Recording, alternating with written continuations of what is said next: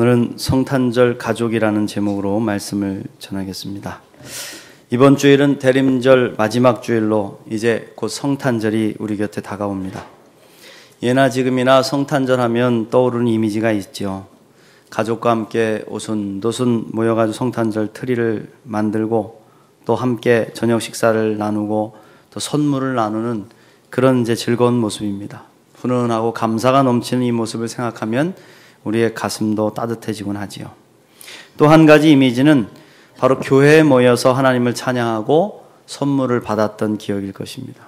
그래서 이제 어린 시절에 교회 다녔던 분들에게 교회 추억을 이야기해 보라고 하면 대부분이 다 성탄절 얘기를 하세요. 성탄절에 교회에 가서 캐롤 부르고 맛있는 음식 나눠 먹고 선물을 받았던 기억을 한다, 이렇게 말씀들을 하시죠. 그리고 이제 그 가슴에 담겨 있던 그 따뜻한 기억이 남아서 우리가 너무 분주하게 살다가 먼 훗날 교회 잃어버리고 예수 그리스도를 잃어버렸을 때 그들을 다시 돌아오게 만드는 거룩한 별빛이 되기도 한다. 여러분 가슴 속에 담겨 있는 성탄의 모습은 어떤 모습입니까? 따뜻한 기억을 간직하시고 고운 별로 오신 우리 예수님을 모시고 주님 나라 갈 때까지 신앙의 여정을 믿음으로 잘 걸어가는 저와 여러분이 되시기를 간절히 축원합니다. 성탄은 따뜻하고 귀한 절기입니다. 그러나 이 거룩한 절기에 이 땅에 가족과 함께하지 못하는 많은 사람들이 있죠. 사랑하는 가족들을 여의고 홀로 남게 되었거나 갖가지 사정으로 인해서 홀로 떨어져 생활하시는 분들이 많습니다. 특별히 전쟁의 상처로 고향을 잃고 가족을 잃어버린 실향민들, 또 경제적인 사정으로 함께 지내지 못하고 가족들은 다른 곳으로 보내고 자기 혼자 남아서 돈을 벌어서 부양을 하는 기러기 아빠들, 천재지변이나 불의의 사고로 가족을 잃은 사람들이 이 성탄절에 더 깊은 외로움을 느끼게 된다는 것이죠. 주님의 성탄이 우리에게 주는 큰 의미는 하나님 안에서 우리를 한 가족으로 불러주신다는 것입니다. 예수 그리스도께서 이 땅에 오실 때 위대하고 늠름한 모습, 감히 범접할 수 없는 기이한 모습으로 오신 것이 아닙니다. 낮고 천한 인간의 몸을 입으셨고 거처할 곳도 없으셔서 외양간 말구유 냄새나는 그 구유에 누인 어린 아기의 모습으로 오셨다는 것입니다. 주님은 철저하게 낮아지셨고 한 인간이 거쳐야 할 과정을 다 통과해 가시면서 태어나셨습니다. 그것도 한 가정에서 육신의 부모에게 태어나셨고 가족을 이루고 사십니다. 그리고 예수 그리스도를 믿는 자마다 죄의 용서를 경험하고 깨끗해진 영혼으로 하나님을 아버지하고 부를 수 있는 그 귀한 권세를 우리에게 허락해 주신 것이죠. 그래서 우리가 하나님을 아버지하고 부를 때 우리 모두는 하나님 안에서 한 형제 자매가 되는 것입니다. 한 가족이 되는 것입니다. 믿습니까? 예전에 시찰의 목사님들하고 함께 제주도 여행을 갔다 왔습니다. 그곳에서 함께 유람선을 타게 됐는데 배가 항구를 떠나서 바다 한가운데를 지나서 우도라는 곳을 이렇게 돌아보는 거예요. 우도라는 섬을 돌아보는데 얼마나 아름답고 장엄한지 참 기분이 좋았습니다. 모든 일정을 다 마치고 배에서 내리는데 선장님이 이런 명언을 우리에게 남겨주시는 거예요. 여러분은 이제 한 배를 타고 한 배에서 나아가게 됐습니다. 여러분 모두는 한 형제 자매입니다. 그러니 서로 사랑하며 사십시오. 저는 선장의 말씀이 참 목사 설교보다 낫다 그런 생각을 했어요. 은혜를 많이 받았습니다. 사랑하는 성도 여러분, 여러분은 그리스도 예수 안에서 하나님을 아버지로 모신 한 가족임을 믿으십니까? 이게 실감이 되지 않으면 가족같이 지내지를 못하죠. 교회에 와서 같이 신앙생활을 해도 우리가 하나님을 아버지로 모시는 한 가족이다 이런 마음이 없으면 늘 우리가 냉랭하고 힘들 수밖에 없죠. 하나님이 친히 우리에게 오셔서 우리의 아버지가 되어주셨고 그분이 우리를 사랑하셨듯이 서로 사랑하고 살라고 말씀하셨습니다. 그래서 우리는 그리스도의 사랑 안에 맺어진 한 가족이다. 무엇보다 교회는 세상을 구원하는 방주입니다. 그래서 우리를 구원의 방주다 그렇게 말을 합니다. 우리 교회는 구원의 배입니다. 배. 우리는 이 배를 함께 타고 가는 것입니다. 이 배에 함께 올라 있으니 한 배를 탄 한 가족이죠. 우리에게는 하늘 아버지가 계신다. 믿습니까? 저희 장인 목사님이 어린 시절에 아버지를 잘 보지 못하고 사셨대요. 언제나 술을 많이 드시고 집을 한번 나가시면 몇 년씩 돌아오시지 않다가 돌아오면 또 며칠 지내시고 또 집을 나가셨다는 거예요. 옛날 우리 아버지들은 왜 그렇게 사셨는지 모르겠어요. 방랑기가 있으셔가지고 방랑하고 다니시다가 집에 잠깐 오면은 아버지 역할은 하지도 않고 그냥 씨만 뿌리고 가는 거죠. 근데 참 용한 게 그렇게 한 번씩 방문하고 가시면 꼭 아기가 생겨가지고 무려 11남매를 두셨다는 겁니다. 참 위대하신 분인 것 같아요. 11남매. 그 중에 우리 장인 목사님 장남이셨어요.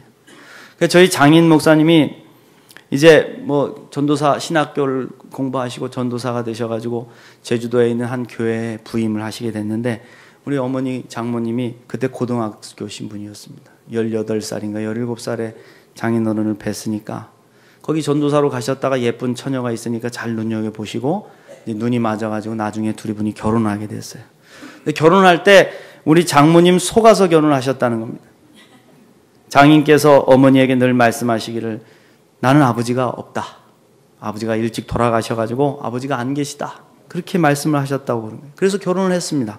근데 참 한참 신혼의 단꿈이 무르익을 때 청천벽력 같은 소식이 들려옵니다. 시아버지가 너무 술을 많이 드시고 중풍으로 쓰러지셨으니 모시러 오라는 편지를 받은 겁니다. 돌아가신 줄 알았던 시아버지가 살아계신 것도 놀랄 일인데 중풍으로 쓰러지셨으니까 신혼집에 모시고 가라 이러니 얼마나 여러분 참 청천벽력 같겠습니까? 그분을 모시고 집으로 돌아와가지고 그때부터 중풍병 걸리신 시아버지 병수발을 하는 거예요. 똥을 싸시고 그냥 신혼 이불을 다 더럽히시고 고기 끊어오라 그러고 술 담아오라 그러고 또 말 안 들으면 아들 막 박치기해서 막 때리기도 하고 막 그러면서 그냥 빨래를 빨면서 두 분이 얼마나 많이 우셨는지 이제 그런 이야기를 들었어요. 근데 이제 우리 장인 목사님이 거기서 끝이 아니라 그런 말씀을 하시더라고요. 나는 아버지 사랑을 받지 못하고 자랐다. 그래서 아버지가 어떤 분이시고 어떤 역할을 하는지조차도 몰랐다. 그래서 다른 아이들이 아버지가 오셔서 사랑해 주시는 모습을 보면 그렇게 부러울 수가 없었다. 근데 어느 날 교회 예배당을 처음 가보지 않았니? 갔는데 멋있게 생긴 장로님이란 분이 나오시더니 기도하시는데 하나님 아버지 감사합니다. 그러면서 기도하시더라. 그 이야기를 듣는데 얼마나 좋은지. 며칠 뒤에 또 갔더니 여신도 회장이 이번에 나와서 기도하는데 또 하나님 아버지 하고 기도하더라. 나는 그때 깨달았다. 저렇게 멋지고 예쁘신 분들이 하나님을 아버지로 모시고 살아가니 얼마나 좋을까. 나도 예수 믿고 하나님을 아버지로 부르며 살아야겠구나. 그때부터 나는 하나님을 아버지로 부르는 것이 너무 좋아서 예수를 믿었고 하나님이 나의 아버지가 되어주신다는 그 은혜를 붙잡고 평생을 살아왔단다. 할렐루야. 여러분 그렇습니다. 하나님은 우리 모두의 아버지가 되십니다. 예수님이 이 땅에 오신 성탄의 큰 의미는 바로 우리를 하나님의 자녀로 만들어주셔서 하나님을 아버지로 부를 수 있는 한 가족, 즉 성탄절의 가족을 만들어 주셨다는 데 있습니다. 오늘 우리가 읽은 누가복음 4장 18절 말씀에 주의 성령이 내게 임하셨으니 이는 가난한 자에게 복음을 전하게 하시려고 내게 기름을 부으시고 나를 보내사 포로된 자에게 자유를 눈먼 자에게 다시 보게 함을 전파하며 눌린 자를 자유롭게 하고 주의 은혜의 해를 전파하게 하려 하심이라고 말씀합니다. 예수님이 이 땅에 오신 목적, 예수님의 정체성을 이사야 61장의 말씀을 들어서 고백하신 것이죠. 여기서 말씀하시는 포로된 자, 눈먼 자, 눌린 자 모두는 바로 우리의 이웃들을 말합니다. 우리의 이웃. 특별히 우리의 가장 가까운 이웃이 누굽니까? 바로 가족입니다. 주님은 우리에게 오셔서 하나님을 아버지라 부르는 가족을 만들어 주시고 우리 모두가 하나님 안에서 한 형제요 이웃임을 가르쳐 주신 것입니다. 주님 우리를 홀로 있게 하지 않으시고 하나님 안에서 한 가족으로 불러주시기 위해서 오셨다. 그러므로 그 누구도 성탄절에 가족 없이 외로워해서는 안 됩니다. 하나님이 교회를 하나님의 가족으로 창조하셨고 그 안으로 우리를 부르셨기 때문입니다. 그러므로 오늘 성탄절을 맞은 우리 교회의 사명은 하나님 안에서 한 가족을 이루는 것입니다. 서로 사랑하십시오. 막힌 담을 허물고 헌신과 희생을 통해서 온전한 가족을 이루는 것입니다. 우리에게는 그 무엇보다도 성탄절 가족이 필요하지 않습니까? 오늘날 육신의 가족을 가지고 있지만 세상 노래처럼 이웃사촌만도 못한 가족이 참 많습니다. 가족의 참 의미를 잃어버리고 살아갑니다. 가족들도요 떨어져 지내면 서먹해지더라고요. 내 가족이 아파할 때도 우리는 잘 모르고 지낼 때가 많습니다. 내 가족이 힘겨워할 때도 모르고 지낼 때가 많습니다. 그러나 외로워하지 마십시오. 하나님 안에 우리 모두가 한 가족이기 때문입니다. 우리가 참된 그리스도 안에서 하나님을 아버지로 모신 믿음의 가족이 됐다면 우리는 서로를 사랑할 수가 있습니다. 서로를 위하고 위로하고 또 중보하고 섬기면서 더욱 아름다운 가족을 만들 수가 있다 이겁니다. 그러니 여러분 가족끼리 싸우지 마셔야죠. 우리가 가족은요, 한번 좀 이렇게 다투고 안 좋은 일이 있어도 툴툴 털어버리면 그만입니다. 가족이기 때문에. 우리가 그리스도 안에서 한 가족으로 모였다면은 이 모든 것들이 서로의 사랑 안에서 극복될 수 있어야 된다는 거예요. 사랑하는 성도 여러분, 성탄절을 맞아 하나님이 주신 가장 귀한 선물, 성탄절 가족 속으로 깊이 들어오시기를 바랍니다. 한 마음으로 사랑하십시오. 서로 용서하고 이해하십시오. 하나님을 아버지로 한 소망을 가지고 하나님께나 우리 서로에게 참된 믿음의 가족이 됩시다. 좌우를 한번 돌아보십시오. 예수님께서 십자가상에서 자신의 어머니를 요한에게 맡기지 않습니까? 요한아, 네 어머니다. 그때부터 요한이 그 어머니를 모셔서 자기 어머니처럼 모셨다. 마찬가지로 주님의 사랑 안에서 우리에게 주신 가족들이 참 많습니다.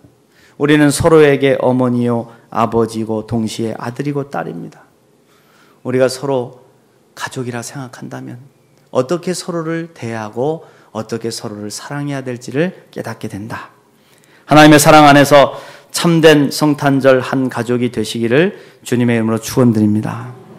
성탄절에 여러분에게 한 가지 숙제를 드리겠습니다. 여러분 이웃이나 주변에 홀로 계시는 분들이 있다면 작은 선물을 가지고 찾아가십시오. 그들에게 그리스도의 사랑을 전하고 이웃 가운데 내가 당신의 가족이라고 그렇게 사랑을 전할 수 있는 성탄이 되시기를 바랍니다. 그냥 내 가족 선물만 챙기기에 바쁘지 마시고, 요즘 보니까 너무 바빠서 자기 가족들 선물도 못 챙기는 사람들 많더라고요. 그러나 뭐 하나 샀으면 하나 더 사는 거예요. 하나 더 사서 내 이웃 가운데 가장 어렵고 힘들어하는 사람이 누군지 좀 찾아서 전달하고, 또 이럴 때는 세상에서 힘겨워하는 사람들에게 좀 작은 정성이라도 보내주고, 또 모금 운동에도 참여하고, 그렇게 해서 함께 만나는 그런 시간이 돼야 된다 이겁니다. 만약 나의 가족 중에서 혼자 살아가는 가족이 있다면 찾아가 만나십시오. 왜 내버려 두지 마시고 따뜻한 대화 나누고 함께 밥을 먹고 전화를 거십시오. 그리하여 성탄절은 진정한 가족과 함께 참으로 따뜻하고 훈훈하게 지내시기를 간절히 축원합니다. 두 번째로 성탄절의 큰 의미는 매년 지나는 하나의 절기가 아니라 예수 그리스도의 탄생이 우리 삶에서 다시 태어나게 하는 날입니다. 예수님이 2000년 전에 태어나셨고 우리의 죄를 대속하시고 십자가를 지시고 돌아가신 다음에 승천해서 하늘에 올라가셨어요. 그러나 그게 끝이 아닙니다. 그리스도의 탄생은 매년 우리의 생각과 고백과 실천 속에서 다시 태어나지 않으면 아무 의미가 없는 것입니다. 왜 주님께서 그 높고 높은 보좌를 버리고 낮고 천한 이 땅에 거기서도 더 천하고 천한 말구 위에 태어나셨을까요? 그리고 그 탄생을 천사는 왜 기쁨의 소식이라고, 큰 기쁨의 좋은 소식이라고 말씀하셨을까요? 저는 요즘 우리 기독교의 모습을 보면서 예수를 잃어버린 것 같아서 안타까울 때가 많습니다. 예수 그리스도를 본받아 주님의 뜻대로 살아가려고 하는 교회와 성도들보다는 예수 그리스도의 능력을 이용해서 자기를 더 부하게 하고 높아지려고 하고 군림하려고 하고 있는 모습을 보게 되기 때문에 그렇습니다. 오늘날 우리가 살아가는 세상은 예수 그리스도께서 선포하신 하나님의 나라와는 참으로 거리가 먼 것 같습니다. 하나님께서 태초에 창조하시고 보기 좋았다라고 하신 말씀의 세상과 다른 모습으로 변해가고 있다. 사랑과 정의보다는 불의와 부패가 판을 치고 평화와 평등보다는 전쟁과 폭력이 무성합니다. 자본과 금권이 하나님 자리를 대신하고 교회는 몇백억씩 하는 성을 짓고 그 속에 예수님을 가둬버리고 말았습니다. 세속화되어 버렸고 기업처럼 변해버렸고 오직 성장과 발전만을 그렇게 외치면서 세력을 확장해가는 물신주의에 빠져버리고 말았다. 지구온난화로 인해서 이상기온과 여기저기서 발생하는 자연재해, 생태계의 파괴와 점점 벌어지는 빈부의 양극화, 돌봄과 섬김의 원리보다는 억압과 지배의 원리가 난무하는 이 세계를 우리가 지금 살아가고 있다는 겁니다. 무엇보다도 우리 예수님은 오셔서 섬김과 나눔, 헌신과 희생, 용서와 평화만을 말씀하셨고 그 길을 묵묵하게 걸어가셨는데 우리 그리스도인들은 그걸 실천하는 의지가 별로 없는 것 같아요. 제자 훈련을 300번을 해도 말씀을 5000번을 들어도 과연 우리가 실천할 의지가 있는가? 그러나 여러분, 예수님이 이 땅에 오셔서 무엇을 하다 가셨습니까? 주님은 한 어린 생명으로 탄생하셔서 홀홀단신으로 이 땅에 하나님의 뜻을 전하시고 그 뜻을 묵묵하게 실천하며 사셨잖아요. 자신의 삶을 통해서 하나님의 뜻을 가르치셨고 죽음과 부활로서 우리를 구원하셨고 이제 하나님 우편에 계시면서 우리를 지켜보고 계신다. 우리를 통해서 한 소망을 보시기를 기도하고 계신다. 우리 예수님께서 우리에게 바라시는 소망이 뭘까요? 그것은 우리 그리스도인들의 가슴과 삶 속에서 주님이 다시 태어나시기를 바라는 소망입니다. 매년 지내는 성탄은 그저 하루 지나는 절기로서의 성탄이 결코 아닙니다. 이 시간을 통해서 우리의 가슴과 삶 속에서 그리스도가 다시 태어나셔야 된다. 다시 말씀드리면 예수님의 삶과 가르침을 몸소 실천하면서 주님의 뜻을 따르기로 결심하는 우리들의 고백과 실천을 통해서 아기 예수님은 다시 태어나신다는 것입니다. 믿으시기 바랍니다.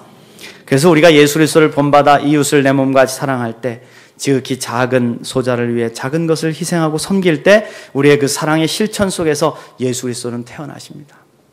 우리가 이 뜻을 행하며 살아야 되겠다 100번 생각했다면 한 번 실천할 수 있는 날이 성탄이 돼야 된다 이거예요. 그렇습니다. 예수님이 우리의 삶 속에서 다시 태어나시도록 사랑과 섬김을 실천할 수 있는 저와 여러분이 되시기를 간절히 축원합니다. 마지막으로 성탄은 나눔의 절기입니다. 세상에서 가장 많은 나눔과 섬김이 일어나는 시간이 성탄절 기간이죠. 세상에 성인들이 탄생한 날이 여러 번 있지만 석가모니에 탄생하는 날도 있지만 그날은 가서 등 달고 절에 가서 기와장 쓰고 연보는 많이 할지 모르지만은 그렇게 섬김과 나눔이 많이 실천되는 날은 아닌 것 같아요. 그러나 성탄은 다르다. 이날은 종교를 떠나서 수많은 사람들이 예수님의 마음을 가지고 가서 가난한 이웃들을 섬기고 또 돌보고 작은 것을 나누는 섬김을 실천하고 있습니다.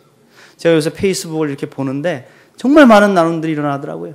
가서 연탄을 주고 또 가난한 나라 아이들을 위해서 헌신하는 모금 운동이 일어나고 저도 거기에 참여하는 곳이 한 5군데 되는데 보면은 얼마나 많은 나눔이 이 절기에 일어나는지 모릅니다. 왜?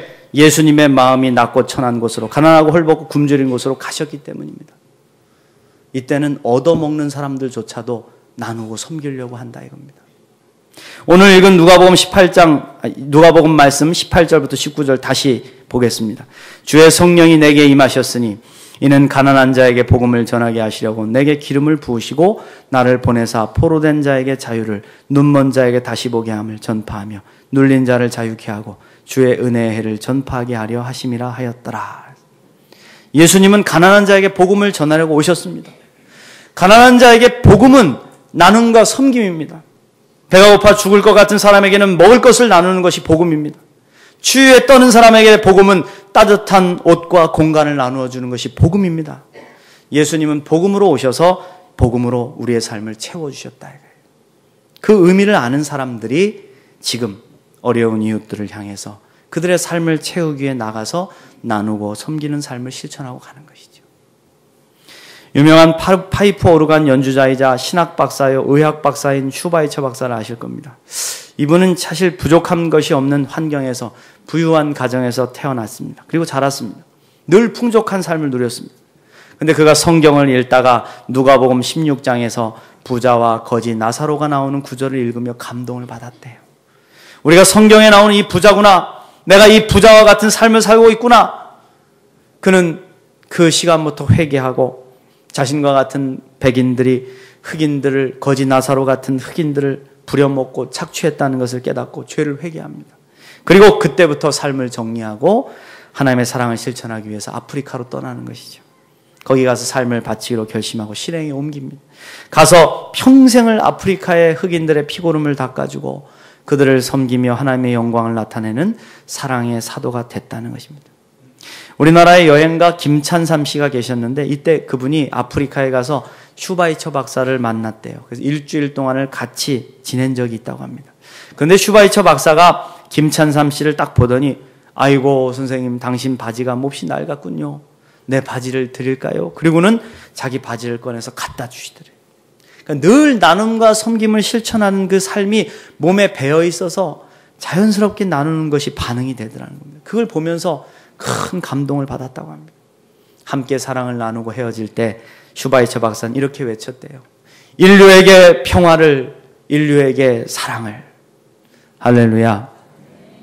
사랑하는 성도 여러분, 올해도 어김없이 성탄이 돌아왔습니다. 그러나 여전히 우리가 살아가는 이 세상에는 어둡고 곤고한 삶이 가득합니다. 곳곳에서 아파하고 탄식하며 힘들게 살아가는 인생의 탄식 소리가 들려옵니다. 그 메마른 땅, 고난의 땅을 뚫고 빛으로 오신 예수 그리스도를 여러분 마음에 기억하시기를 축원합니다. 주님을 본받아 사랑을 실천합시다. 예수 그리스도를 본받아 세상을 품으십시오. 10,000원, 20,000원, 그 50,000원 우리가 없어도 여러분 죽지 않습니다. 살 수 있습니다. 그러나 이 실천의 기회를 놓쳐버리면 우리가 나중에 주님 앞에 설 때 굉장히 부끄러운 모습으로 서게 될지 모른다. 어렵고 힘든 이웃을 섬기십시오. 이번 성탄절에 연약한 이웃을 향한 여러분의 섬김이 한 가지라도 실천되시기를 축원합니다. 그래서 이 세상이 사랑의 실천으로 뜨거워지는 그 공간을 가장 따뜻하게 채워가는 저와 여러분 되시기를 바랍니다. 그 실천의 마음, 그 실천의 자리, 그 실천의 한 걸음 속에서 우리 아기 예수님은 다시 태어나게 될 거예요. 예수님 오심이 우리를 한 가족으로 만들고 그 따뜻한 사랑으로 온 누리를 가득 채워가는 우리 모두가 되시기를 주님의 이름으로 축원드립니다.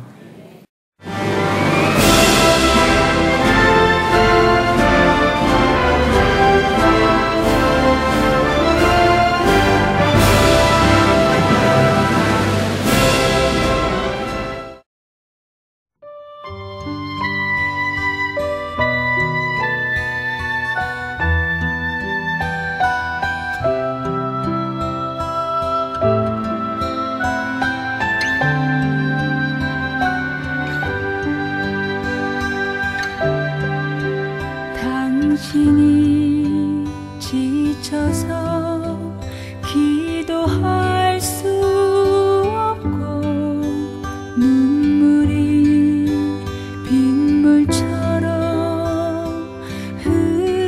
흘러내릴 때 주님은 우리 연약함을 아시고 사랑